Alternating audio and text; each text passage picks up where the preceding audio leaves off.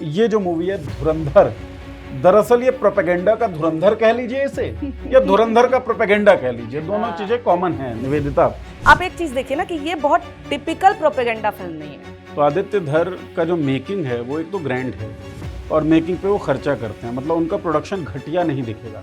धुरंधर को देखने के बाद जब आप सिनेमा हॉल से निकलेंगे तो आपके दिमाग में दो चीजें रहेंगी। नंबर एक ये कि जो कांग्रेस की सरकार जब रूल कर रही थी, यानी कि यूपीए का जो टाइम था 2004 से 14 का, वो सरकार महाघटिया सरकार थी। जो शब्द मैंने लिखा है वो शब्द मैं यहाँ बोल नहीं सकता हूँ। और उसी पहले पॉइंट में आप ऐड कर लीजिए कि वो सरकार तो घटिया थी और अकेले डोभाल साहब जो हैं वो इस देश को बचा रहे थे। इंटेलिजेंस के सबसे बड़े ऑफिसर अपनी ही सरकार से परेशान, लेकिन जैसे उनको आभास हो कि कोई दिव्य पुरुष आने वाला है, 2-3 डायलॉग्स हैं लगातार के टाइम आएगा, टाइम आएगा, टाइम आएगा। तो किस तरह का ठीक है, कंधार हाईजैक किसके दौर में होता है? अटल बिहारी वाजपेयी के दौर में। उसके बाद संसद पे हमला किसके दौर में होता है? अटल बिहारी वाजपेयी के। ये दोनों सीन्स दिखाए गए, ठीक है, लेकिन उस पर बस ज्यादा बातचीत नहीं है। उसको बस दिखाया गया एक बिल्डअप के लिए कि भाई सान्याल साहब इन दोनों उससे इतना विचलित हुए कि अब मैं अपना एक बिल्कुल यूनिक प्लान आपके सामने लेकर आता हूं। अभी कुछ नहीं कर अब इसके बाद सान्याल का जो कैरेक्टर है वो कहता है कि भाई उत्तर प्रदेश में ऐसे ऐसे पैसा आता है जब इंटर जाती है उसके पास, तो लेकिन वहां तो सरकार ही ऐसी है जिसको देश की पड़ी ही नहीं है। कभी अगर ऐसी सरकार आएगी जिसको देश की पड़ी होगी तब ये रुकेगा। दत्ता स्टोरी भी आने वाली, वो चुंडी उठा रहे हैं ताजमहल के अंदर से शिवजी निकल रहे हैं, मतलब ये कितना अजीब है। तो वो भी हो रहा है ये आखिर, क्योंकि इतिहास सारी चीजें मेंशन्ड है और अभी कांधार वगैरह वाली चीजें बहुत पुरानी तो है नहीं। इन लोग को क्यों ऐसा लग रहा है कोई इतिहास पढ़ेगा नहीं या फिर पढ़ता नहीं है, हम जो बोलेंगे यकीन कर लेंगे। तो निवेदिता, मूर्ख को सब मूर्ख दिखते हैं, इसलिए इन्हें लगता है कि लोग इतिहास नहीं पढ़ेंगे। इसलिए राजनाथ सिंह की हिम्मत हो जाती है कहने की कि महाराणा प्रताप ने बाबर को हराया। बाबर के मृत्यु, महाराणा प्रताप के जन्म, इनकी तारीखों का मेल अगर कोई कर ले तो राजनाथ सिंह मतलब हंसी के काबिल भी नहीं रहेंगे।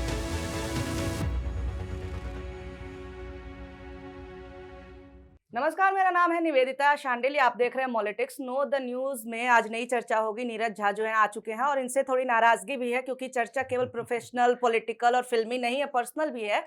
धोखा हुआ है हमारे साथ। धुरंधर फिल्म हम लोगों को दिखाने का वादा करके नीरज झा ने जो है अकेले देख लिया और रिव्यू भी दे दिया। तो एक ऐसा ये सब्जेक्ट है जिसपे मैं बहुत कुछ नहीं बोल पाऊंगी क्योंकि मेरे साथ धोखा हुआ है। तो आप ही बताइए, ये बताइए, इतने दिन से हम लोग ट्रेलर वेलर भी देखे थे, लगा था कि एंटरटेनमेंट फिल्म होगी। अचानक से फिल्म आने के बाद से इतनी सारी पॉलिटिक्स की बातें हो रही थी, तो प्रोपेगेंडा है, कुछ लोग कह रहे नहीं बहुत बढ़िया है। मामला क्या है ये? मामला क्या है कि आपने जो धोखा वर्ड यूज किया ना निवेदिता, अब असल में किसी के साथ अगर धोखा हो तो धोखा देने वाला आदमी अगर स्वीकार कर ले तो उसको माफी मांगनी चाहिए। लेकिन मैं आपसे कह रहा हूँ, आपको मुझे थैंक यू बोलना चाहिए। मैंने आपको ये मूवी दिखाई नहीं, ठीक है। हालांकि मैंने लिखा था, आप लोग अगर पढ़ें तो रिव्यू को, जो ट्विटर पे भी है, फेसबुक पे भी मैंने चस्पा किया था कि मैंने अपनी टीम को बोला था ट्रेलर देखने के बाद ये मूवी जरूर देखेंगे। अच्छा, ऐसा कोई इनक्रेडिबल था नहीं उस मूवी के ट्रेलर में भी। पॉइंट ये था कि जो वॉयलेंस दिखाया गया, मुझे लगा यार कुछ ज्यादा ही बर्बर होगा, तो एनिमल से ज्यादा और किस हद तक गिर सकती है बॉलीवुड एक्शन में, वो देख लेते हैं। हालांकि गिरी नहीं, एक्शन सीक्वेंसेस का अपना एक महत्व होता है और कलात्मक कौशल जो था उसके हिसाब से। फिर स्टार कास्ट को देखकर मैं बड़ा अमेज था। R Madhavan, such a wonderful actor he is. Akshay Khanna, वो तो ऑब्वियसली बड़े अच्छे एक्टर हैं, बहुत ज्यादा मौके उनको मिले, बल्कि मेन लीड ही अक्षय खन्ना जैसा ही लगा। हाँ, रणवीर के लिए थोड़ा कम था लोगों का एक्साइटमेंट। होता है ना कि ढांचा जो है उसमें किसी को फिट करना है तो फिट कर दिए गए रणवीर सिंह, ऐसा लगता है। देन अर्जुन रामपाल उस तरह का एक्टर है कि अगर अच्छा डायरेक्टर मिल जाए तो बहुत शानदार काम करेगा। तो बहुत ही शानदार स्टार कास्ट था और जो सिनेमैटिक एक्सपीरियंस लग रहा था ट्रेलर से ये बड़ा अच्छा होने वाला है। तो इसीलिए मैंने ये वादा कर दिया। लेकिन मूवी मैंने खुद देख ली और साथी भी थे टीम से ही उनके साथ। लेकिन फिर मुझे लगा कि अच्छा हुआ मैंने टीम को मूवी दिखाई नहीं। क्यों नहीं दिखाई और क्यों ये अच्छा हुआ, ये अगर आपको जानना है तो वो पोस्ट तो है ही पूरा। मैं आपको बताऊं कि प्रोपेगेंडा मूवीज का दौर तो चल ही रहा है और ये जो मूवी है धुरंधर, दरअसल ये प्रोपेगेंडा का धुरंधर कह लीजिए इसे या धुरंधर का प्रोपेगेंडा कह लीजिए, दोनों चीजें कॉमन हैं निवेदिता। क्योंकि इस मूवी को आप देखेंगे ना तो अक्रॉस दी साइड्स, मतलब जो सरकार की आलोचना खूब करते हैं उस साइड से भी कुछ लोग हैं जो इस मूवी की तारीफ कर रहे हैं और जो सरकार के समर्थक है वो तो खैर गोद में हाँ। बिठाए हुए हैं इस मूवी को। ठीक है, तो अक्रॉस द साइड थोड़ा बहुत प्यार मिल रहा है, इसलिए मुझे लगता है कि इसको प्रोपेगेंडा का धुरंधर बता दिया जाना चाहिए कि प्रोपेगेंडा खेल गए आदित्य धर, बुरी तरीके से खेले हैं। और एक मैं पोस्ट पढ़ रहा था जिसमें किसी ने लिखा था कि इसे समझने के लिए आपको 3.5 घंटे की पूरी मूवी नहीं देखनी पड़ेगी, शुरुआती सीन्स में ही आपको पता पड़ सकती है। ये बात उन्होंने लिखी थी शुरुआती सीन्स में, लेकिन मैं बता रहा हूँ कि आप मूवी देखना शुरू करिए। मुझे लगता है 5-7 मिनट भी नहीं बीतेंगे कि आपको पता लग जाएगा कि भैया स्टार्ट कर दिया इन्होंने तड़का लगाना। और मैं आपको बताऊं, हम 4 लोग गए थे, उनमें से एक व्यक्ति का कोई लेना देना पॉलिटिकल स्फीयर से नहीं है। ठीक है, जैसे ही वो डायलॉग आया, जिस डायलॉग ने मेरे भी कान खड़े किए कि अच्छा क्या खेल रहे हैं आदित्य जी, और उस आदमी ने मुझसे कहा देख लीजिए घुसा दिए, कोई लेना देना नहीं था। ठीक है ना, तो प्रोपेगेंडा फिल्म्स का जो दौर है इसको हम ऐसे भी समझ सकते हैं निवेदिता कि 1933 में जो गोएबल्स की मिनिस्ट्री थी हिटलर के समय में, उसने फिल्म के मेकिंग पर और फिल्म के प्रोपेगेशन पर, फिल्म कौन सी चलेगी, किसको सेंसर किया जाएगा, इन सब पर कंट्रोल पा लिया था कि भाई फिल्में हमारी मर्जी से चलेंगी। फिल्में चलती कौन सी थी? वो फिल्में जो नाजी आइडियोलॉजी को सूट करें वो फिल्में चलती थी, जो नाजी आइडियोलॉजी के खिलाफ हों फिल्में नहीं चलती थी। हिंदुस्तान में फिलहाल अगर हम देखें तो उस तरह की प्रवृत्तियां हमको दिखती हैं। प्रवृत्तियों पे हमने बातचीत जो है वो अशोक कुमार पांडे जी के साथ की है, लंबी चर्चा, क्योंकि उनकी किताब भी आ रही थी 20वीं सदी के तमाशा, तो वो प्रवृत्तियों पे हम चर्चा करते हुए पहुंचे। प्रोपेगेंडा मूवी की अगर आप बात करें ना, तो 2-3 तरह की मूवीज मेरे दिमाग में आती हैं कि एक तो ऐसी मूवी होगी जो आइडियोलॉजी को सींचती है, एज एन आइडियोलॉजी को सींचना भी नहीं कहेंगे इसे, ऐसा कहें कि जो आप चाहता है, पॉलिटिकल फोर्स जो चाहती है उसकी सिंचाई का काम करती है। मतलब मुसलमानों के खिलाफ आपको एक नफरत का माहौल क्रिएट करना है, तो कुछ मूवीज मुसलमानों के खिलाफ नफरत का माहौल क्रिएट करने के लिए बनाई जाती हैं। तो उसमें आप केरला स्टोरी की बात कर लीजिए, द कश्मीर फाइल्स की बात कर लीजिए, अग्निहोत्री साहब तो इसके बड़े, हाँ बहुत फाइल्स आई थी ठीक जी। तो कुछ मूवीज तो होती हैं जो मुसलमानों के खिलाफ नफरत के माहौल को क्रिएट कर रही हैं। कुछ फिल्में होती हैं जो व्यक्ति को एंडोर्स करती हैं बहुत ज्यादा। नरेंद्र मोदी के नाम पर जितनी भी फिल्में आई, बाल नरेंद्र हो या फिर एक विवेक ओबराय फिल्म बने जो सारी पिट गई, उसके वजह से विवेक ओबराय दिखे ही नहीं फिर तो। मतलब मैं वो अपशकुन पे नहीं जाऊंगा ना, मैं मानता हूँ। तो एक मूवी हो गई मुसलमानों को डेविलाइज करने वाली, डेमोनाइज करने वाली, एक मूवी हो गई नरेंद्र मोदी को एंडोर्स करने वाली। एक तरह की मूवी होती है जिसमें आपका जो पॉलिटिकल ऑपोजिशन है आप उसको नलिफाई करते हैं, आप उसके ऊपर टारगेट करते हैं और लोगों के दिमाग में ये बिठाते हैं कि ये जो पॉलिटिकल ऑपोजिशन है फिलहाल वो बिल्कुल बेकार है। तो आदित्य धर की जो मूवीज हैं वो इस काम में बड़ा जबरदस्त रोल प्ले करती हैं। और केवल धुरंधर की बात मैं नहीं कर रहा हूँ, आर्टिकल 370 आप देखिए, जिस तरीके से कश्मीर के पॉलिटिशियंस जो हैं उनको जिस लाइट में दिखाया गया, that is not very good. ठीक है, और बहुत अच्छा लाइट ना भी हो सकता है, वो खराब ही हो, लेकिन दिखाने का तरीका ऐसा है कि आप उसे ही रजिस्टर करवा रहे हैं। तो फिल्में देखने के 2 तरीके हैं ना, जैसे आपको कोई एक जनर पसंद हो, कौन सा जनर पसंद है आपको?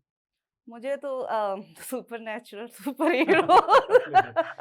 तो आप कुछ ना कुछ लेके आती होंगी फिल्म से, या तो वो डर लेके आती होंगी या खौफ लेके आती होंगी, या कोई ऐसी चीज कि भाई देखो यार ऐसा, मतलब जो थ्योरीज होती हैं कॉन्स्पिरेसी उस तरह की कोई थ्योरी लेके आती होंगी, स्ट्रेंजर थिंग्स, है ना, ऑल दीस थिंग्स। इस मूवी को देखने के बाद आप वापस क्या लेकर आए हैं, या किसी भी मूवी को देखने के बाद आप वापस क्या लेकर आते हैं, वो मूवी प्रोपेगेंडा है या क्या है, क्या मैसेज कम्युनिकेट करना चाहती है, उससे पता पड़ता है। मैंने उस पोस्ट में भी लिखा था और मैंने फिर से रिपीट कर दूं, धुरंधर को देखने के बाद जब आप सिनेमा हॉल से निकलेंगे तो आपके दिमाग में 2 चीजें रहेंगी। नंबर 1 ये कि जो कांग्रेस की सरकार जब रूल कर रही थी, यानी कि यूपीए का जो टाइम था 2004 से 14 का, वो सरकार महाघटिया सरकार थी। जो शब्द मैंने लिखा है वो शब्द मैं यहाँ बोल नहीं सकता हूँ। और उसी पहले पॉइंट में आप ऐड कर लीजिए कि वो सरकार तो घटिया थी और अकेले डोभाल साहब जो हैं वो इस देश को बचा रहे थे। जैसे हॉलीवुड के कुछ फिल्में नहीं होती, एक आदमी पर जिम्मेदारी आ जाती है, पूरी दुनिया को तुमको बचाना है, तो डोभाल साहब ऐसे ही लगे रहे, इंटेलिजेंस के सबसे बड़े ऑफिसर, अपनी ही सरकार से परेशान, लेकिन जैसे उनको आभास हो कि कोई दिव्य पुरुष आने वाला है, 2-3 डायलॉग्स हैं लगातार के, टाइम आएगा, टाइम आएगा, टाइम आएगा, तो किस तरह का ठीक है, ऐसा लग रहा है कि आभास है और सरकार तो बिल्कुल देश को सरकार देश को बर्बाद कर देगी, हम इस देश को बचा लेते हैं ताकि दिव्य पुरुष जब आए तो हम इस देश को उनको सौंप दें। पहली चीज तो आप ये लेकर जाएंगे, तो ऑपोजिशन को आपने खत्म किया। दूसरी चीज, आप रहमान डकैत के कुछ दृश्य, अगर मैं सिनेमाई बात करूं तो वो लेकर अपने साथ जा सकते हैं, लेकिन वो वही दृश्य हैं जो ट्रेलर में देखे जा चुके हैं, चाहे वो हथौड़े से अपने ही नाजायज बाप का सिर कुचलना हो, या फिर जब गाड़ी में संजय दत्त का किरदार अक्षय खन्ना को ले जाता है और संजय दत्त उठते हैं और अक्षय डरते हैं, वो बड़ा शानदार एक सिनेमा है। और वही सब सीन्स देख के मुझे लगा कि देखा जाना ट्रेलर चाहिए। में तो यही सारी चीजें डाल रखे थे ये। हाँ, फिल्मों में भी यही बेहतर सीन्स हैं। तो आप लेके जा रहे हैं नफरत एक पॉलिटिकल पार्टी के खिलाफ। तो इस मूवी का जो मेन मुझे लगता है मकसद, ऑब्जेक्टिव था, वो यही था कि जो दूसरी पार्टी है, ऑपोजिशन पार्टीज जो हैं, उनके खिलाफ एक माहौल कैसे भी क्रिएट कर लिया जाए। तीसरी चीज, जो अब कोई भी सब्जी हम बनाते हैं तो बहुत सारे वो डालने पड़ते हैं ना, जैसे आप मान लो चिकन कुक कर रहे हो, तो आप तो खैर मैं खाते तो नहीं है, मैं सबसे ज्यादा वही कुक करता हूँ इसलिए मैं बोल रहा हूँ। तो चिकन कुक करने में केवल चिकन की जरूरत तो पड़ेगी नहीं भाई, प्याज भी है, और दही, मैंने दही कभी कभी डालता हूँ, कभी नहीं डालता हूँ, मतलब बहुत सारी चीजें आपको डालनी पड़ती हैं। तो आप ऑपोजिशन को ऐसे ही केवल नहीं कर जाएंगे, इधर उधर की चीज भी दिखानी पड़ेगी। जो मैं शुरुआती सीन्स की बात कर रहा हूँ, कांधार हाईजैक का सीन है, और सान्याल साहब जो शायद अजय डोभाल का किरदार प्ले कर रहे हैं, या जो भी, मतलब लुक तो ऐसा ही है। Visuals don't lie. और विदेश मंत्री का जो रोल प्ले किया गया है, वो उसका भी लुक बड़ा अच्छा बनाया हुआ है फिल्म मेकर्स ने। ये दोनों जाते हैं और नेगोशिएशन नहीं, मतलब ऐसे ही लोगों से, आतंकवादियों ने हाईजैक कर रखा है, यात्री बैठे हुए हैं, सिर पे पट्टी है, आर माधवन का जो कैरेक्टर है वो घुसता है और कहता है कि हम लोग आ गए हैं और कल शाम आप लोग रिहा हो जाएंगे, आंखों से पट्टी खोल लीजिए, विंडो जो है वो ऊपर कर लीजिए, ये सब होता है। और सान्याल साहब का कैरेक्टर नारा लगाता है, भारत माता की। कोई जवाब नहीं आता है, मेरे हिसाब से 3 बार रिपीट किया गया है उस कैरेक्टर के द्वारा, रिप्लाई नहीं आता है। मतलब जो दर्शक कह रहा हूँ, जो यात्री वहां फंसे हुए हैं, वो यात्री भारत माता की पर जय नहीं बोलते हैं। सान्याल का कैरेक्टर बड़ा फ्रस्ट्रेट होकर बाहर आता है, और जो आतंकवादी है, वो आतंकवादी उसको कहता है, हिंदू बड़ी डरी हुई कौम है। अब इसमें ये जो हिंदू शब्द घुसाना है, ये आपने जबरदस्ती घुसाया है, क्योंकि आतंकवादी, मुझे लगता है कि जात पूछा धर्म नहीं वाला मामला अब शुरू हुआ है। इससे पहले उनको कांधार हाईजैक करना था, क्योंकि उनको अपने कुछ आतंकी निकलवाने थे, जिस मकसद में वो कामयाब भी हो गए। तो मुझे लगता है शुरुआती सीन से ही पिच जो है वो सेट कर रही है ये मूवी। अच्छा, एक चीज आप देखिए कि लगातार जिस तरह से फिल्में आती है, चाहे बंगाल फाइल्स, उदयपुर फाइल्स हो, द केरला स्टोरी, इन सारी चीजों में एक चीज मैंने देखा है कि बहुत जो स्टार कास्ट भी होता है, तो बजट इनका छोटा होता है शायद, तो नए एक्टर्स भी होते हैं या फिर वैसे एक्टर्स होते हैं जो कि बहुत ज्यादा चार्ज ना करते हों, और वो क्वालिटी से भी पता चलता है कि बहुत पैसा नहीं लगा होगा। लेकिन आप ये देखिए कि जो आप चिकन की बात कर रहे थे, लेकिन अभी ज्यादा महंगा मलाई वाला चिकन कुछ बन रहा होगा, सॉरी नॉट माई एक्सपर्टीज, लेकिन फंड तो को बहुत बड़ा है। आप देखिए ना, रणवीर सिंह जैसा मतलब करोड़ों करोड़ चार्ज करने वाला आदमी, इतने बड़े बड़े स्टार, संजय दत्त, सब लोग, तो ये फंड भी इन लोगों का बढ़ा है। ये फंड क्योंकि रणवीर सिंह के नाम पे आधे से ज्यादा लोग तो देखने गए थे कि अरे रणवीर सिंह का एक्शन है, सारी चीजें। और इन्होंने एक और चालाकी की है, ट्रेलर देखने के बाद से नहीं लगता है कि ये फिल्म इस तरह से पॉलिटिकल चीजें करेंगी। हम लोग भी जब ट्रेलर देखे थे तो बोले थे कि हाँ मजेदार हो सकती है फिल्म, लेकिन कहीं से पॉलिटिकल लग नहीं रहा था। शायद वो तैयारी कर रहे थे कि सब जाएंगे, एकदम शॉक दे देंगे उनको। आप भी इसी तरह से सरप्राइज हुए होंगे। तो क्या ये फंड जो है कौन बढ़ा रहा है इनका, कहाँ से? क्योंकि फिल्में तो इनकी फ्लॉप रहती हैं, आप सारी की सारी उठाकर प्रोपेगेंडा फिल्में देख लीजिए, एक भी हिट नहीं हुई है, एक दो को छोड़ करके। तो इनके पास पैसा ये क्या कहाँ से आ रहा है, फंड कौन बढ़ा रहा है इनका? आदित्य धर साहब जो है ना, उनके क्रिटिसिज्म में अगर आप जाएं तो आदित्य धर का जो मेकिंग है वो एक तो ग्रैंड है, और मेकिंग पे वो खर्चा करते हैं, मतलब उनका प्रोडक्शन घटिया नहीं दिखेगा। अच्छा, ये आदित्य धर की काबिलियत मान लें या जो भी मान लें। तो प्रोपेगेंडा फिल्मों में सबसे अच्छी क्रिएटिविटी आप कहें, या फिर सबसे अच्छा प्रोडक्शन जो है वो आदित्य धर का ही दिखता है। विवेक अग्निहोत्री भी इसमें बेचारे कॉम्प्रोमाइज करते दिखते हैं, और कितना वो बना भी पाते हैं पता नहीं। और विवेक ओबराय वाली जो नरेंद्र मोदी, वो तो मतलब वाहियात से ही फिल्म थी। कई लोगों को ये लगता है कि अगर झूठी बेचना है, अगर नफरती बेचना है, या हम किसी के लिए कर रहे हैं, किसी ने हमको दे दिया है, बोल दिया है कर दो, हम कर देंगे, उसके बदले में कुछ फेवर्स मिल जाएंगे, कुछ भी बना देते हैं। लेकिन आदित्य धर मुझे लगता है कि अपने हिसाब से बेचारे जितना कर सकते हैं कि हम प्रोडक्शन पे बिल्कुल जो है सो जान लगाएंगे। तो आर्टिकल 370 में भी दिखा, आर्टिकल 370 का भी स्टार कास्ट ठीक ठाक इन्होंने असेंबल किया था। धुरंधर में तो खैर तो ग्रैंड कर दिए, मतलब संजय दत्त को लेकर आना, रणवीर सिंह को लेकर आना, आर माधवन को लेकर आना, अर्जुन रामपाल को लेकर आना, सारे बड़े जो नाम हैं वो ठीक ठाक नाम उन्होंने उठाए हैं। और मूवी बिट्स एंड पीसेस में अगर आप सीन्स की बात करें तो लोगों को वो ठीक भी लग सकती है, लेकिन ओवरऑल जो है that movie is not okay. अब आप स्टोरी लाइन की बात करिए, क्रिटिसिज्म में कोई बुराई नहीं है। 2008 में मुंबई में हमला हुआ, आतंकवादी हमला हुआ, जो सरकार है सवाल उसी से पूछी जाएगी। बिल्कुल जायज बात है, आप सवाल पूछिए। लेकिन कंधार हाईजैक किसके दौर में होता है? अटल बिहारी वाजपेयी के दौर में। उसका संसद पे हमला किसके दौर में होता है? अटल बिहारी वाजपेयी के। ये दोनों सीन्स दिखाए गए हैं, ठीक है, लेकिन उस पे बस ज्यादा बातचीत नहीं है। उसको बस दिखाया गया एक बिल्डअप के लिए कि भाई सान्याल साहब इन दोनों उससे इतना विचलित हुए कि अब मैं अपना एक बिल्कुल यूनिक प्लान आपके सामने लेकर आता हूं। सान्याल साहब अभी कुछ क्यों नहीं कर रहे?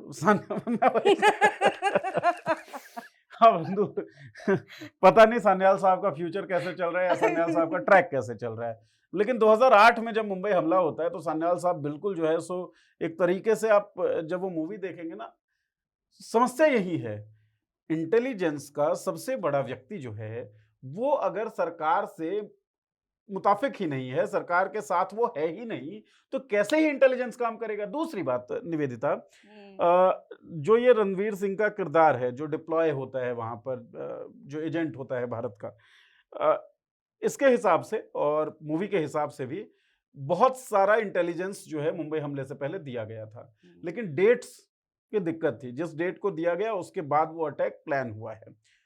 फेल्योर किसका है भाई? इंटेलिजेंस की जिम्मेदारी आपकी है ना। अब मान लीजिए संस्थान का मालिक ये कह दे कि भाई, मतलब संस्थान का मालिक ना कहे, मान लीजिए वीडियो पिटने लगी, लेकिन संस्थान का मालिक तनख्वाह दे रहा है, संस्थान का मालिक समय दे रहा है, संस्थान का मालिक अपना पैर नहीं अड़ा रहा है, एडिटोरियल इंटरफेरेंस नहीं कर रहा है, तो सवाल वीडियो बनाने वालों से पूछा जाएगा ना, निवेदिता से पूछा जाएगा ना, तो सवाल मालिक से थोड़ी पूछा जाएगा। सही बात है, पिटने नहीं देना मेरी वीडियो। तो भाई आपकी पिट भी नहीं है, टीआर फोबिया को अच्छा प्यार मिल भी रहा है, बाकी हमारी तमाम वीडियोस को आप लोगों का प्यार मिल रहा है। तो अगर हमला हो रहा है तो जिम्मेदारी तो इंटेलिजेंस के पोस्ट पर बैठे हुए व्यक्ति की बनती है, जिम्मेदारी तो सान्याल की बनती है। अरे भाई, सरकार अगर देश के खिलाफ काम कर रही है, तुम्हारी बात नहीं सुन रही है, छोड़ दो ना, फिर तुम भी तो पार्ट ऑफ द प्रोसेस हो फिर। तो लेकिन उस चीज को कन्वीनियंटली इग्नोर किया गया है, क्योंकि मकसद बड़ा क्लियर था कि 2004 से और 14 वाला जो दौर है, मतलब जब यूपीए का रिजीम है, जब मनमोहन प्रधानमंत्री हैं, उस दौर के बारे में अनाप शनाप बातें की जाएं। और दूसरी बात, इसी में ना एक डायलॉग है जो मुझे लिटरली लगा कि ये तो मानहानि लायक मामला है। इधर मायावती की सरकार होती है उत्तर प्रदेश में उस समय में, 2007 में जब बनती है, 2012 तक रहती है। एक सीन है जिसमें भारत के जो करेंसी है उसको छापने वाला प्लेट किसी भी तरीके से आईएसआई तक पहुंच जाता है। मतलब पाकिस्तान आईएसआई को फंड करने वाले जो बिजनेसमैन हैं उनके पास वो प्लेट पहुंच रहा है। अब उसको डिस्क्राइब करते हुए सान्याल ये कहता है, सान्याल वाला किरदार और एक डिप्टी डायरेक्टर बनाया हुआ है, वो दो किरदार आपस में बात करते हैं और कहते हैं कि भाई ये जो पैसा है ना, बल्कि रणवीर सिंह को बताता भी है। तो ये रणवीर सिंह का जब मेजर इकबाल यानी कि अर्जुन रामपाल वाला जो किरदार है उससे बातचीत हो रही है, सान्याल की बातचीत हो रही है डिप्टी डायरेक्टर से, और उस बातचीत में निकल के क्या आ रहा है कि पैसा नकली छापा जा रहा है पाकिस्तान के अंदर, पाकिस्तान उसको नेपाल भेज रहा है, बीच में शायद अरब का कोई हिस्सा लेते हैं, वहां पे पाक करते हैं, फिर वहां से नेपाल, और नेपाल से वो उत्तर प्रदेश में आ रहा है, उत्तर प्रदेश में माफियाओं के बीच, और वहां से कैश में ही काम होता है, तो कोई पता नहीं लगा पा रहा है। ये इकबाल बताता है, इकबाल नहीं, अक्षय खन्ना वाला जो किरदार है उसका जो भाई है वो रणवीर सिंह को बताता है कि ये प्रोसेस है। अब इसके बाद सान्याल का जो कैरेक्टर है वो कहता है कि भाई उत्तर प्रदेश में ऐसे ऐसे पैसा आता है जब इंटर जाती है उसके पास, तो लेकिन वहां तो सरकार ही ऐसी है जिसको देश की पड़ी ही नहीं है। कभी अगर ऐसी सरकार आएगी जिसको देश की पड़ी होगी तब ये रुकेगा। मतलब फिर से कोई भविष्यवाणी हुई है, या बाबूजी जो हैं सान्याल साहब का कैरेक्टर, ये बैठे हुए हैं, कोई दिव्य पुरुष, कोई अवतारी पुरुष, कोई चमत्कारी पुरुष आए और देश की तमाम बाधाएं समस्याएं तब तक हम कुछ नहीं करेंगे तो मुझे तो ये यूनिवर्सेस का बड़ा मामला है ना, स्पाई यूनिवर्स बन रहा है, एक वो भूतों वाला यूनिवर्स बन रहा है, स्त्री वाला जो आपको पसंद होगा शायद, ठीक है। उसी तरह का मुझे लगता है आदित्य धर जो है एक यूनिवर्स बना रहे हैं जिसमें वो अभी बिल्डअप कर रहे हैं मोदी के आने को, योगी के आने को, नोटबंदी के फैसले को, और सबको ये लोग सेलिब्रेट करवाएंगे। तो भक्तों का यूनिवर्स होगा ये। भक्तों मत बोलिए निवेदिता, अंध भक्तों का यूनिवर्स होगा ये। थोड़ा सा let me correct you, editor हूँ। लेकिन एक और चीज है, मैं आज क्योंकि आपने जब बोला कि इस पर बात करते हैं, अब देखा तो मैंने है नहीं फिल्म, हम्म, आपने क्योंकि नहीं देखने दिया। खैर, तो मैंने ट्विटर पे ही चेक किया, तो मैं एक चीज देख रही थी कि एक ने लिखा था जो कि समझ में आ रहा था कि इधर राइट की तरफ वाला आदमी है। तो वो उसने ये लिखा हुआ था कि भाई जब पठान आई थी हम्म, तो उस समय भी तो यही हुआ था, तुम्हारी तरफ से प्रोपेगेंडा हो, उसमें दिखाया कि रॉ आईएसआई वालों का लव स्टोरी दिखाया, तो दैट इज गुड कि वो मोहब्बत बांट रहे हैं। हम्म, और जब हमारे यहाँ कुछ एक फैक्ट पे इधर की तरफ से मूवी आ जाए तो आप प्रोपेगेंडा कहते हैं। तो आपका प्रोपेगेंडा अच्छा और हमारा प्रोपेगेंडा बुरा कैसे हम्म। है? जवान में भी तो यही था ना कि लोग बोले हाँ करंट गवर्नमेंट को क्रिटिसाइज कर रहा है, तो वो भी एक पॉलिटिकल मूवी हुई। ठीक चलिए है, ठीक है। तो इन दोनों को कंपेयर करके लोग कह रहे हैं कि भाई प्रोपेगेंडा अपने अपने हिसाब से थोड़ी ना होता है, अगर था तो वो भी था, है तो ये भी है। सिनेमाई बात अगर करें तो जवान मुझे बहुत शानदार मूवी लगी हो, ऐसा कुछ नहीं है। जवान के जो सीन का जिक्र आप कर रही हैं, जिसमें शाहरुख खान का जो कैरेक्टर है, शाहरुख खान का कैरेक्टर मोनोलॉग देता है और वो बड़ा स्ट्रांग मोनोलॉग माना गया कि भाई करंट गवर्नमेंट के खिलाफ वोटिंग राइट्स और वोटिंग आप कैसे करें इसके बारे में वो अवेयर कर रहे हैं लोगों को। इसी तरह का कोई मोनोलॉग है जिसकी आलोचना शायद दक्षिणपंथी बहुत धड़ा ज्यादा। करे और जो बाकी धड़ा है वो उसको बहुत तारीफ कर रहा है। क्या लेकर आप वापस जाएंगे मूवी से? यही ना कि वोट देते वक्त ये देखें कि कौन हमारे लिए बेहतर काम करेगा, पढ़ा लिखा कौन है, देश की फिक्र किसको है, यही बात तो कर रहा है। लेकर आप जो जा रहे हैं उसमें कोई गलती है क्या? किसी के खिलाफ नफरत है, नफरत उसके खिलाफ है ना जो लोगों के खिलाफ हो, इसमें क्या दिक्कत है? तो आप लेके कुछ गलत नहीं गए, इसलिए वो प्रोपेगेंडा मूवी नहीं लगती। और इन्हीं propaganda, if it is pro people it's good. लोगों के हित में अगर कोई प्रोपेगेंडा भी करना हो तो वो प्रोपेगेंडा बढ़िया है। हो सकता है गांधी जी का जब 1914 में वो आए और उन्होंने अपने कपड़ों का त्याग किया कि मैं तो भाई बस ये धोती लपेट के घूमूंगा, हो सकता है ये प्रोपेगेंडा हो, लेकिन ये प्रोपेगेंडा प्रो पीपल था ना, हाँ, प्रो it कंट्री connects था with ना, तो it. It was good. आपका प्रो पीपल अगर अप्रोच है तो ये अच्छा है। अगर प्रो पीपल अप्रोच नहीं है, अगर टारगेटेड अप्रोच दिख रहा है जिसमें लोगों के लिए कुछ है नहीं नफरत के अलावा, अभी तक द कश्मीर फाइल्स या द केरला स्टोरी जब इन मूवीज का शो हुआ मल्टीप्लेक्सेस के अंदर, सिनेमा हॉल्स के अंदर, तो नारेबाजी होती है। हाँ। लोगों के मन में मुसलमानों के प्रति नफरत पैदा हो रही है, वो नफरत लेके जा रहे हैं ना। तो क्या फिल्मों का माध्यम, फिल्मों का जो मकसद है वो नफरत बांटना हो गया, नफरत का प्रचार करना हो गया? अगर हम नफरत लेकर जा रहे हैं और प्रोपेगेंडा नफरत फैलाने का है तो गलत है, और इस पर लगाम लगनी बहुत जरूरी है। तो दिक्कत इससे नहीं है तुम्हारी साइड का हमारी साइड का, गलत जिस भी साइड का हो, हम किसी साइड में नहीं है, बहुत क्लियरली हम ये बता दें, गलत किसी भी साइड का हो वो गलत होता है और सही किसी भी तरफ का हो वो सही होता है। आप नफरत फैलाने का अगर प्रोपेगेंडा करेंगे तो वो प्रोपेगेंडा बिल्कुल भी बर्दाश्त नहीं की जाएगी और उसके खिलाफ बोला जाएगा, 100% बोला जाएगा। सिनेमाई कौशल की मुझे लगता है ना, इस पे भी बात करनी चाहिए थोड़ी सी, कि हिटलर काल की हमने बात की कि किस तरीके से मूवीज मास कम्युनिकेशन का ही तो मीडियम है ना, जैसे न्यूज मीडिया है ऐसे ही मूवीज का अपना एक मकसद है, मतलब मास अपील होता है। मीडिया की क्या स्थिति आज के डेट में हो गई है, सरकार को एंडोर्स करते करते मतलब जिसको सवाल पूछना चाहिए था वो लेटी हुई है टीआर फोबिया में, आप हर बार एक्सप्लेन करती ही हैं इस इन प्रक्रियाओं को। मूवीज की स्थिति भी वही हो गई है। मतलब आदित्य धर इतना बड़ा पैसा, इतना ज्यादा पैसा लगाकर और इतना अच्छा स्टार कास्ट असेंबल करके, मेहनत भी की ही है ऑब्वियसली, ऐसा तो नहीं है कि बिना मेहनत के एक फिल्म आपने बना दी। अब फैला क्या रहे हैं, अंत में लोग क्या लेकर जा रहे हैं आपके पास से? नफरत। इसलिए आपने बनाया कांधार हाईजैक का जो आपने सीन दिखाया है, कांधार हाईजैक पे अनुभव सिन्हा ने एक सीरीज बनाई, किसको बख्शा उन्होंने? किसी को नहीं बख्शा। लेकिन वो कितनी रिलेटेबल और कितनी अच्छी सीरीज है। आप कोई किसी भी तरह की नफरत लेकर नहीं जाते हैं। तो फिल्मों का मकसद या किसी भी मास अपील मीडियम का जो मकसद है वो नफरत का फैलाव तो नहीं हो सकता है ना, until unless you are touching human values, आप मानवीय संवेदनाओं की बात कर रहे हैं, तब तक ठीक है, अगर प्रोपेगेंडा भी है तो। प्रो पीपल के बाद से फिर शाहरुख खान ने मूवी आने के कुछ दिनों बाद बहुत अच्छे से हैप्पी बर्थडे वीडियो वगैरह बना करके विश किया था, तो फिर हो गई थी चीजें सॉर्ट आउट। धंधा है पर सब गंदा है ये। जो भी है। लेकिन आप अच्छा एक और चीज देखने को मिल रही है कि अभी जो करंट माहौल चल रहा है, द केरला स्टोरी वगैरह उस टाइप की मूवी है कि अभी क्या चल रहा है, ठीक है, कि ये इस पे हम बात करेंगे क्योंकि एक जगह पे कॉन्स्पिरेसी थ्योरी है कि ऐसे मुसलमान बनवा दे रहे हैं हिंदू लड़कियों को, ठीक है। लेकिन एक और है जो कि जो पुराने में जा रहा है, ठीक। अब आप कहेंगे कि इतिहास में ऐसा नहीं, कहेंगे तुम्हारे इतिहासकार है वो, तुम्हारे अब तो मुझे भी मतलब अब जाके पता चला कि इतिहासकार भी दो टाइप के हैं, तुम्हारे वाले और इनके वाले।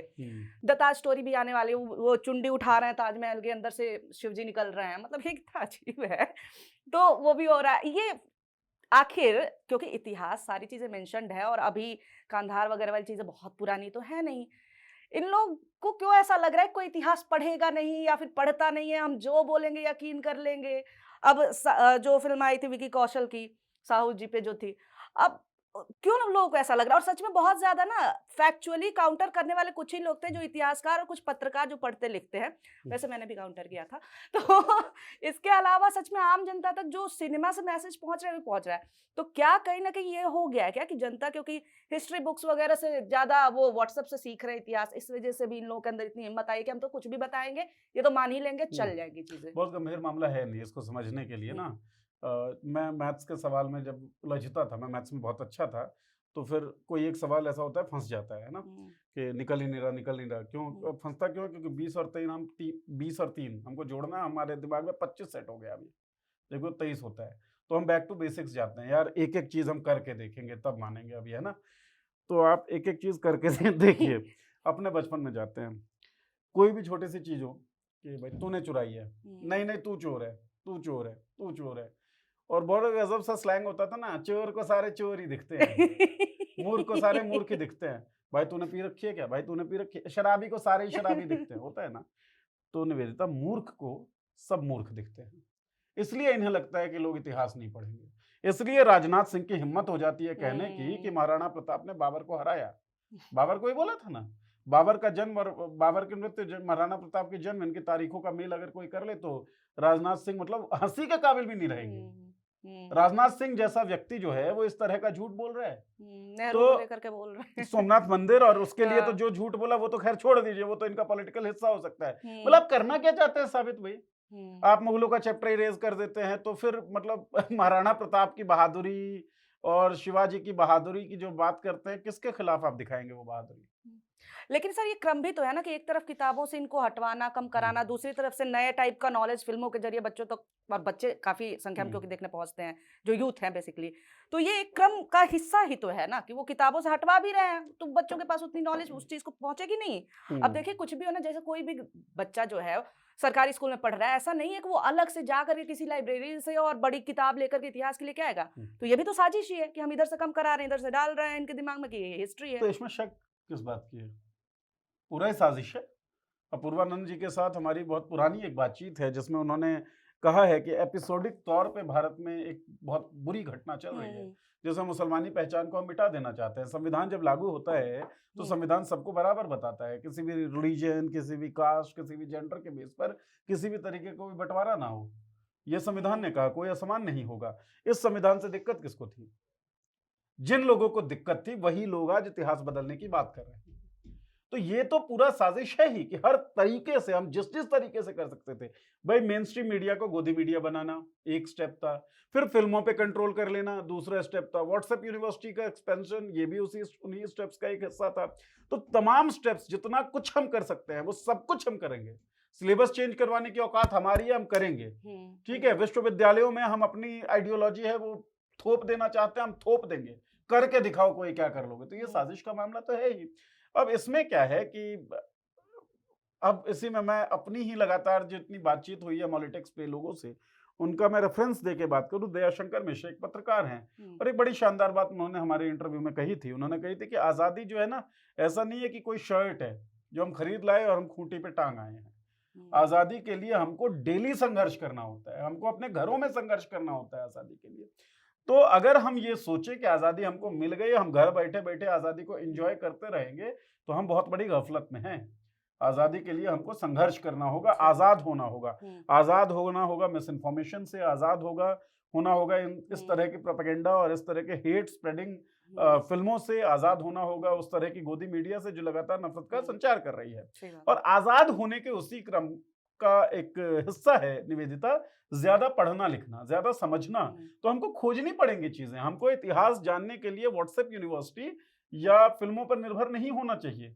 और अगर हम हैं तो हम अपनी आजादी के लिए चिंतित ही नहीं है, हमारा कंसर्न ही नहीं है हमारी आजादी, क्योंकि ये तो मिल गई है ना, हमने खूंटी पे टांग दी है, खूंटी पे से कोई भी उठा के ले जाएगा। और जब गुलाम होंगे तब पता पड़ेगा क्यों नहीं पड़े। अरे भाई, भगत सिंह का नाम पूरा देश जो है वो लेता है। भगत सिंह तो सबसे ज्यादा मिसअंडरस्टूड कैरेक्टर हैं।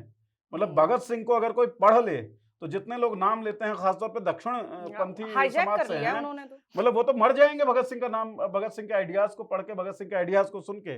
वाई एम अथीस्ट, एक मतलब भगत सिंह के नाम से आप वाई एम अथीस्ट सर्च करिए गूगल पे, कुछ बुकलेट मिलेगा और फिर देखिए मैं नास्तिक क्यों हूँ, भगत सिंह का वो पढ़ लीजिए और फिर आप सम्मान कर पाए भगत सिंह का तो करिएगा। हम तो बहुत करते हैं, मतलब हमारे लिए तो ईश्वर में ना भगत सिंह को यकीन था ना हमें यकीन है, लेकिन भगत सिंह के आइडियाज में हमें पूरा यकीन है। तो भगत सिंह पढ़ना पड़ेगा, तब आप भगत सिंह बन पाएंगे ना, या भगत सिंह के आइडियाज के बारे में बात कर पाएंगे। तो आइडियाज पे आपको बात करना होगा, आइडियाज पे आपको मेहनत करनी होगी, तब मिलेगा, वरना आपकी जो आजादी है वो छिन जाएगी। तो कोशिश तमाम लोगों को भी करनी होगी कि साजिश हर तरफ से है, क्योंकि यही उनका मकसद है। दूसरी बात एक और है कि हमारी जो ये चर्चा है निवेदिता, या फिर आपके जो शोज हैं या हमारे जो शोज हैं, जितने भी डिस्कशंस हैं, फैक्ट्स एंड फिगर की हम बात करें, तमाम चीजों से हम वही तो बाहर लाने की कोशिश कर रहे हैं जो सही है, ठीक है। और उसमें हम पूछते भी हैं, अगर कोई सवाल हो लोगों का और कोई जेन्युइन सवाल अगर आता है, कोई कंसर्न आता है, तो उस पर बातचीत करने के लिए हमारे पास बहुत सारे एक्सपर्ट्स हैं जिनके थ्रू हम बात कर रहे हैं। आप देखिए, वंदे मातरम पे विवाद चल रहा है, वंदे मातरम पे डिस्कशन ये पार्लियामेंट में शायद होने वाला है 10 घंटे। तो वंदे मातरम का पूरा इतिहास जो है पंकज श्रीवास्तव जी के साथ शानदार वीडियो रिकॉर्ड हुई है। ये मैं तमाम लोगों से कहता हूं, कम से कम 4 बार 5 बार देखिए, ताकि कुछ दिमाग में बैठ पाए, तो दिमाग में सही चीजें बैठ पाए, उस कोशिश में हम आप सब लोग लगे हुए हैं। पढ़ना चाहिए और याद भी रखना चाहिए, क्योंकि मुझे अभी याद आया कि साहू जी के पिताजी के ऊपर फिल्म बनी थी, संभाजी पे थी, तो यही है ना जी। अब यही है, पढ़ के भूल जा रहे हैं अगर देख के भी। खैर, उससे आगे बढ़ते हैं और अभी थोड़ा हम लोग समापन की तरफ भी चलेंगे जी। लेकिन अच्छा, आप एक चीज देखिए ना कि ये बहुत टिपिकल प्रोपेगेंडा फिल्म नहीं है, मुझे ऐसा लगता है, इसलिए क्योंकि जैसे हमारे एक छोटे भाई साहब हैं, उन्होंने बोला कि अरे बहुत मार धाड़बा, मजा आ गई, ठीक है। तो एक यूथ क्वार्टर की वो हीरो है, एकदम बल्कि सा है, बाल ऐसे हैं, मार धाड़ एक्शन कर रहा है। एक तो ये जो ये टॉक्सिक मैस्कुलिनिटी है ना, इतनी ज्यादा, जितना टॉक्सिक दिख रहा है एक्टर, उतना अच्छा एक्टिंग कर रहा है वो, ठीक है। चाहे शाहिद हो कबीर का, अब कबीर वाली हरकतें अगर कोई महिला कर दे तो फिर बाप रे बाप, भगवान बचाए, ठीक है।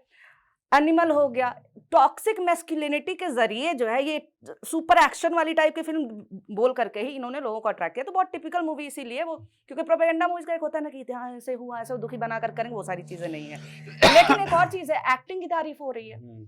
अक्षय खन्ना का तो नया ही फैन बेस बन गया है, और मैं चाहे इंस्टाग्राम खोल रही हूँ चाहे ट्विटर खोल रही हूँ, दोनों में जनरली मेरा एल्गोरिदम अलग होता है, लेकिन दोनों मुझे दिख रहा है वाह, मतलब ऐसी एक्टिंग देखी ही नहीं थी आज तक, ठीक है। तो एक्टिंग तो अगर अच्छी है तो कुछ चीजों का तो क्रेडिट दे ही सकते हैं। नहीं, बिल्कुल दे सकते हैं, और वो मैं दूंगा भी अभी इस जवाब में। बाकी एक आपने जो पहला पोर्शन जो बोला, मैस्कुलिनिटी की जो पूजा सी होने लगी है या चर्चा हो रही है, हम दोनों लोग मोटे हैं, वेट लूज करना चाह रहे हैं, और कई बार लोगों में ये भ्रम रहता है कि भाई ये फेस पे बड़ा फैट है, इसको कम कर लेते हैं, या पर्टिकुलर टारगेटेड फैट लॉस।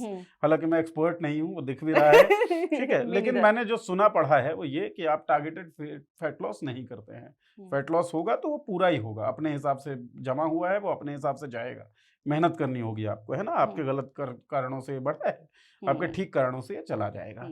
तो कोई भी चीज ना अकेले नहीं आती, मतलब अकेले चेहरे का फैट नहीं जाएगा, आप मेहनत करेंगे तो उसका प्रभाव जो है वो पूरा पड़ेगा। तो कोई भी घटिया आइडिया अकेले नहीं आती है, घटिया आइडिया समूह में आती है। तो सांप्रदायिकता का आइडिया अगर ठेलना है तो आपको ये लगता है कि उसमें स्त्री विरोध का आइडिया नहीं आएगा, तब तो आप मूर्ख हैं, ठीक है।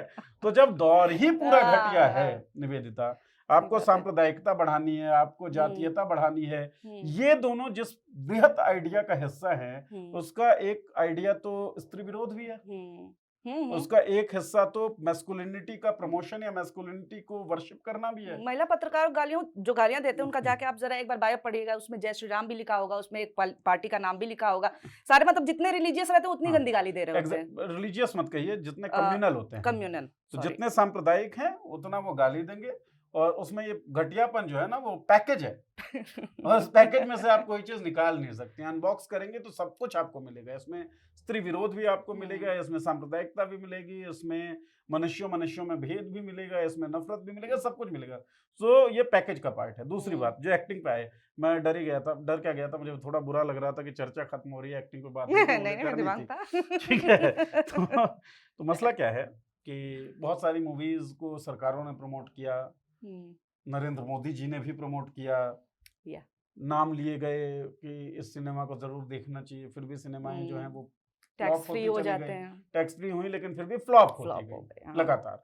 मतलब जैसा आपने बताया अभी था अपने इंट्रो में कि प्रोपेगेंडा मूवी बहुत शानदार बिजनेस कर पाई हो, अब तक ऐसा नहीं हुआ है। एक दो कुछ तो इस मूवी को प्रमोट करने की जिम्मेदारी किसी सरकार ने नहीं उठाई।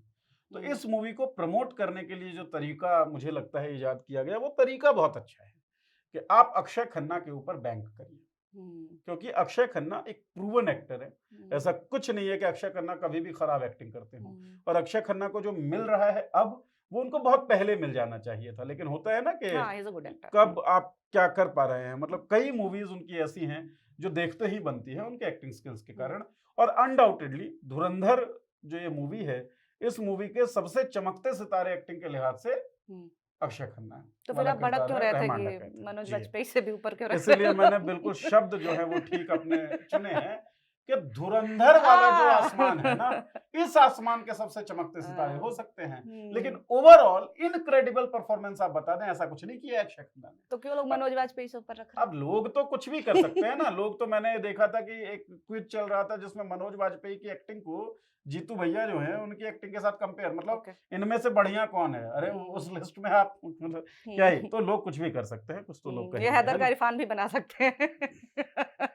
कुछ भी कर सकते हैं लोग। तो अक्षय खन्ना ने बाकमाल एक्टिंग की है, लेकिन कंपैरेटिवली तुलनात्मक रूप से कोई इनक्रेडिबल परफॉर्मेंस नहीं है। बहुत सारे सीन्स हैं जिसमें अक्षय खन्ना की भावें वही बिल्कुल नीची उन्होंने खींच के रखी हुई है, थोड़ी उनकी ऐसे मतलब वो बिल्कुल संकुचित जब अपने आप चेहरे को करते हैं। कई जगहों पे वो अच्छा लगता है, जब आप इंटेंस हैं, जब आप सोच रहे हैं, जब आप दुखी हैं, उस समय हो सकता है सही लगता हो। लेकिन जो बिल्कुल नेचुरल नॉर्मल सीन है उसमें भी वही कर रखा है, तो भाई चेंज तो कर, सीन बाय सीन है, चेंज ही नहीं कर रहे। अच्छा, और जो लुक की बात आप करें रहमान डकैत की, अक्षय खन्ना के किरदार की, तो आपको एक आध बार लगेगा ये वो छावा वाला है क्या तो वो रंग भी आ जाएगा औरंगजेब भी आ अक्षय गया खन्ना है। वाले में, ठीक है, क्योंकि वो मेहनत थी। अब उस टाइप कास्ट जैसा मामला आप कहें तो अक्षय खन्ना के किरदार का ये मामला तो है। पहला सीन है जब अक्षय की एंट्री होती है, अक्षय खन्ना की, बहुत शानदार, मतलब मुझे बहुत अच्छी हाँ, लगी। एंट्री की तो वायरल जब भी रही है। बेटा मरा हुआ है, पड़ा हुआ है, और अक्षय जाता है, अक्षय का किरदार जाता है, वो रो रहा है, उसका पूरा चेहरा कांप रहा है, गाल कांप रहे हैं, ठोड़ी कांप रही है, और बहुत शानदार वो अपीलिंग सीन लगा। हाँ यार, रोते हुए कांपता तो है इंसान कई दफा, है ना। और कोई ऐसा आदमी जो लगातार आंसू छुपा के रखता हो, जिसे रोना अलाउड नहीं है, वैसा आदमी जब रोता है तो वो कांपता है, क्योंकि खुल के नहीं रो पाता है। मैंने कहा बहुत शानदार, गजब। फिर एक बिल्कुल नॉर्मल सीन चल रही है, उसमें वो बोल रहा है, उसमें भी कांप रहा है। मैंने कहा सॉरी, पिछले वाला शानदार मैं वापस ले लेता हूँ। तो अक्षय ने एक्टिंग अच्छी की है तुलनात्मक रूप से। अच्छा, बात कर लीजिए लीड की, Ranveer Singh. How is he? मैं बहुत पसंद करता हूँ रणवीर सिंह को, निजी तौर पे लिटरली पसंद करता हूँ। बहुत सारे लोग उन्हें पसंद नहीं करते हैं। बाजीराव मस्तानी आप देखिए, गली बॉय आप देख लीजिए, आप गली बॉय तो अच्छी थी। पद्मावत देख लीजिए, खिलजी को जिस तरीके से उसने जिया है, या फिर गली बॉय है ही, और ये जो मैंने एक और मूवी आपको बताई है बाजीराव मस्तानी, क्या गजब कैरेक्टर खिलजी में तो बड़ा मिस रिप्रेजेंटेशन था। वो तो डायरेक्टर डायरेक्टर की, मैं एक्टिंग की बात कर रहा हूँ केवल, और उस किरदार की बात कर रहा हूँ, है ना। अब उसमें क्या, रणवीर सिंह ने बाजीराव मस्तानी और पद्मावत के लिए इतनी मेहनत कर दी है कि उनको लगता है कि पूरा मेहनत में उड़ेल नहीं पाया हूँ, तो उनको कोई सा भी किरदार दो वही वाला मेहनत उड़ेल देते हैं। तो मुझे एक ही सीन में कभी बाजीराव दिख रहे थे, कभी वो खिलजी साहब दिख रहे थे। मतलब चल क्या रहा है यार, मतलब आप एक्टिंग ही अगर बात करनी है सरबजीत में, अब देखिए प्रोपेगेंडा फिल्में तो वो भी करते थे, रणदीप हुड्डा भी कर रहे हैं आजकल, लेकिन रणदीप हुड्डा ने सरबजीत में जो काम किया है, इनक्रेडिबल काम है। तो एक्टिंग करने वाले लोगों ने बड़ी अच्छी एक्टिंग की है इस मूवी में, ऐसा कुछ है नहीं। संजय दत्त की बात कर लीजिए, संजय दत्त की तो माशाल्लाह एक्टिंग ऐसी है कि आप सोचने बैठे लास्ट टाइम कब की थी तो कई दिन गुजर जाएंगे, आप सोच नहीं पाएंगे अच्छी एक्टिंग कब की थी। लेकिन उनके लुक्स को कई बार इस तरीके से लोग यूज करते हैं जिससे उनकी एक्टिंग की कमियां ढक जाए, जैसे अग्निपथ का कांचा। तो लुक्स ही इतना भयंकर आपने बना दिया कि उनकी एक्टिंग की कमियां ढक रही थी, जबकि उस मूवी में एक्टिंग के हिसाब से सबसे कमजोर कड़ी संजय दत्त थे। इस मूवी में नथिंग चेंजेस, संजय दत्त उतने ही कमजोर हैं जितने कमजोर वो अमूमन होते हैं, क्योंकि पर पर्सनालिटी का एक ऑरा है जो उनका, इसलिए ट्रेलर में वो ठीक भी लगे थे, ट्रेलर में अच्छा लग रहा है, ऑरा है। इस फिल्म में तो वो ऑरा भी नहीं देखने को मिल रहा है, ट्रेलर तक ही था। ट्रेलर तक ही था। और मतलब जबरदस्ती की घुसाई हुई चीजें ज्यादा दिख रही है। लीड जो फीमेल कैरेक्टर है वो क्यों है कुछ समझ, कोई कनेक्ट ही नहीं है। लड़कियां वैसे भी अब फिल्मों में केवल वही कि आप आई कैंडी की तरह रख दी जा रही हैं, हाँ, शोपीस के तौर पर रखी गई हैं। जो मिसरिप्रेजेंटेशन ऑफ फैक्ट है या स्प्रेडिंग ऑफ प्रोपेगेंडा है, इसके अलावा जो बेसिक चीज होती है किसी स्टोरी में जिसको आप संभाल कर लेकर चलते हैं, वहां आदित्यधर चूकते हैं। मुझे हंसी आती है फिर। जैसे आपने मूवी देखी नहीं है, जिन लोगों ने देखी है उनके लिए एक ब्रीफ एक्सप्लेनेशन मैं दे देता हूं, और मुझे लगता है इस नोट पे अपन चर्चा को खत्म भी करें। खत्म तो आप ही करेंगी खैर। तो है क्या कि एक एरिया है लियारी, जिस एरिया का बेताज बादशाह बना बड़े तरीकों से अक्षय खन्ना का किरदार रहमान डकैत। रहमान डकैत को पॉलिटिकल बैकिंग है जमील जमाली से। जमील जमाली स्टीरियोटाइप जो नेताओं के लिए, पॉलिटिशियन के लिए वैसा होता है कि जिस सीढ़ी का जब तक यूज तब तक उस सीढ़ी को यूज किया, बाकी उसको फिर फेंक दिया। तो रहमान डकैत को खत्म करने के लिए वो संजय दत्त के किरदार को वापस लाता है। संजय दत्त एक पुलिस ऑफिसर बने हुए हैं, उनको स्पेशल टास्क फोर्स बना के देता है वहां पे, मतलब अपना टास्क फोर्स देता है संजय दत्त को। अब क्या है, जरवारी है, जरदारी से जरवारी आए हैं, तो जरवारी साहब जमील साहब के साथ ऑपरेट करते हैं। रहमान डकैत का एम्बिशन जाग जाता है कि मैं भी अब पॉलिटिक्स में आऊंगा, उसको भी कुछ लोग चढ़ाते हैं बढ़ाते हैं। अब जरवारी जो है वो रहमान डकैत के साथ आ रहा है। रहमान डकैत बलोच है, संजय दत्त को बलोचों, संजय दत्त के किरदार को एसपी असलम है, उसको बलोचों से दिक्कत है। अब रहमान डकैत पॉलिटिक्स में आ चुका है, इसका मतलब रहमान डकैत को खत्म करने के लिए, न्यूट्रलाइज करने के लिए जमील जमाली जिसको हटाकर या जिसको अंडर करके रहमान डकैत को आगे लाया गया है, वो फील्ड करता है संजय दत्त को। जब उसकी पावर कम हुई तो ऑब्वियस सी बात है ना कि चौधरी असलम की पावर कम हो जाएगी, बेसिक गणित है। लेकिन आखिरी सीन जब आप देखेंगी तो संजय दत्त का जो किरदार है असलम, और जब रणवीर सिंह का किरदार, मतलब ये माजी हमजा, ये लेके जाता है अक्षय खन्ना के किरदार को मारने के लिए, तो ये फिर हाथ मिलाता है जमाली से और संजय दत्त से के किरदार से। संजय दत्त वहां भी पूरी फोर्स के साथ पहुंच रहे, कैसे भाई? मतलब यह बेसिक इक्वेशन तो ठीक करो। तो ये मैंने जो पोस्ट लिखा, रिव्यू जो लिखी निवेदिता, उस पर ठीक ठाक लोगों ने उसको देखा और बहुत सारे कमेंट्स आ रहे हैं। लोग कह रहे हैं कि भाई वैसे जबरदस्ती का विरोध है। जबरदस्ती का विरोध नहीं है, ये मेरा फर्स्ट थॉट था जो मैंने लिखा। मतलब ये इक्वेशन अगर लोग नहीं समझ रहे हैं तो मूवी देखना छोड़ दीजिए भाई, ये सवाल तो उठने चाहिए आपके दिमाग के अंदर। सही बात है। लेकिन होता यह है कि प्रोपेगेंडा ही जब आपको करना हो तो कला पक्ष से ध्यान आपका भटक जाता है। आदित्यधर ने कोशिश खूब की है कि ना भटके, लेकिन 100% उसमें सफल हो नहीं पाए। सही बात है। और अगर वर्तमान में जो चीजें चल रही हैं, ऐसा तो है नहीं कि अभी वर्तमान में परेशानियां हमें कम है जिस पे फिल्में नहीं बन सकती हैं, बहुत सारी चीजें हैं, बन सकती हैं। लेकिन जैसा कि वो सान्याल साहब जो कहा करते थे एक दिन आएगा एक दिन आएगा, वैसे मैं सोच रही हूँ एक दिन आएगा जब हमें रंग दे बसंती टाइप की फिल्में फिर से देखने को मिल सकती है। देखिए उन्होंने भी सरकार पे सवाल उठाया, मौजूदा सरकार पे, और क्या जबरदस्त मूवी हैदर जैसी फिल्में जो है, तो काश कोई एक दिन आए जब ट्रोलिंग का मामला तैयार कर दिया हैदर का नाम लेके। मेरी भी फेवरेट है भाई। यस, अब कर लो ट्रोल। वो तो शुक्र है कि कोई किसी ने ये नहीं लिखा कि जैसे हैदर में इरफान है, तो नहीं तो मैं तो लड़ जाती। जनरली मैं नहीं लड़ती हूँ ट्विटर पे किसी से। तो खैर वैसे ही है कि अब फिल्में जो है, फिल्में आईना हुआ करती थी, लेकिन अभी तो आईना क्या ही, अब तो कुछ भी नहीं है। अब तो हम आईना भी नहीं कह सकते, क्या है, पत्र है सरकार की तरफ से आया हुआ, ये कह सकते क्या है? यही कहते हैं हम मेन स्ट्रीम मीडिया के शोज के लिए, वही यस, हाँ, लेकिन नहीं अभी उस पे वैसे नहीं जाओगे। एक्सपर्टीज है आपकी। यस, वो उस शो के लिए स्पेशल है। ठीक है, तो देखिए अब मैंने तो देखा नहीं है, ऑब्वियसली नाराजगी दिख रही होगी, और अब मैं देख भी नहीं पाऊंगी। तो वैसे 3.5 घंटे का सुन के मेरा दिमाग खराब हो गया था। तो आप में से जितने भी लोगों ने देखा है, अच्छा लगा है, बुरा लगा है, सहमत है असहमत है, जो भी है बताइए, क्योंकि ना दिखा करके फिल्म इन्होंने मुझे अभी कुछ बोलने लायक छोड़ा ही नहीं है। तो आप बताइए मेरी तरफ से आपको कैसी लगी, बढ़िया लगी बातचीत तो जरूर लाइक करिए, कमेंट करिए, और हाँ सब्सक्राइब करना नहीं भूलना है। ठीक है, चलिए टाटा बाय बाय, नमस्ते।